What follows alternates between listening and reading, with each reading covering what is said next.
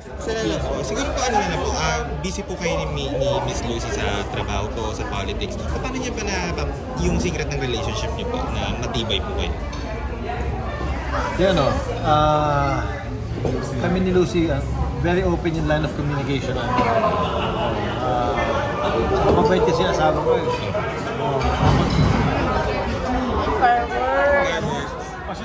Pasensyosa yun eh. Si Lucy. Very understanding. Mga ganun ba. But more importantly, we really talk about things. Which is very important. Tsaka, magkakakon sa gabi lagi. For the record, ilan na po kayong kasal? Ilang taon na kami kasal? 24 na. 24 years. Wow. Next year, ano na? Silver na next year. Bilis, no? May preparation. Kami kinasal eh. May special gagawin po ba kayo sa 25 years niyo po? Ay, kung pwede ko sa bigyan ng anak sa 25 years na. So, pero balik talaga yung gano'ng wish namin. Kasi talaga namin na, ano eh, we wanted more children. Kaya lang,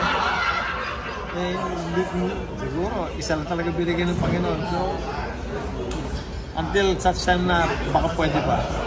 But darating din time na hanggang dito lang, wala ka naman na. Yung anniversary, ay napanood ko yung sa vlog ninyo. Talagang napanood ko yung anniversary vlog ninyo. Okay. Talagang romantic person kayo.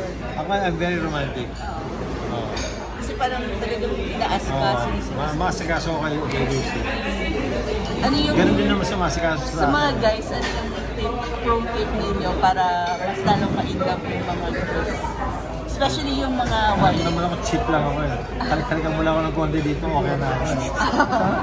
Diba? Saan kaya ng ganun? Try ko ah.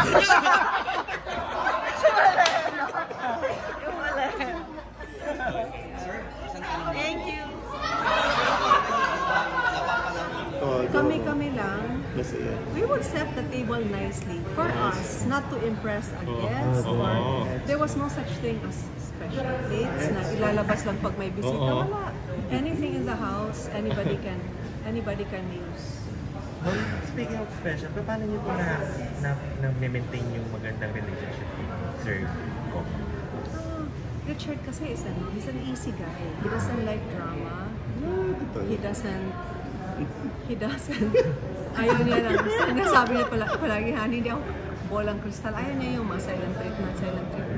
Maninigas ka na lang sa silent treatment kasi hindi niya makuha talaga. He says, whatever, just say it.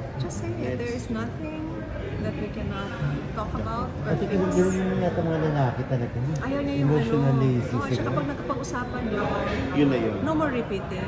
No more episode 2, episode 3. Tapos Wala. Tapos parang next year po, 25 years yun na po. 25 years anniversary ng wedding. Mayroon po ba kayong special na gagawin? Hindi ko pa talaga naisip po. Kasi ang naiisip ko from now, Charter Day na next. Pagtatanim ng puno. Kasi April pa naman yun next year. Di ba? Pagtatanim ng puno. Yeah, during your anniversary. The last time he planted a karachuchite, it's still there. Yeah. So wala, we're not big talaga on hindi kami ma-big party, hindi. We're very Dadala ng pari dun sa tree planting. Ganun.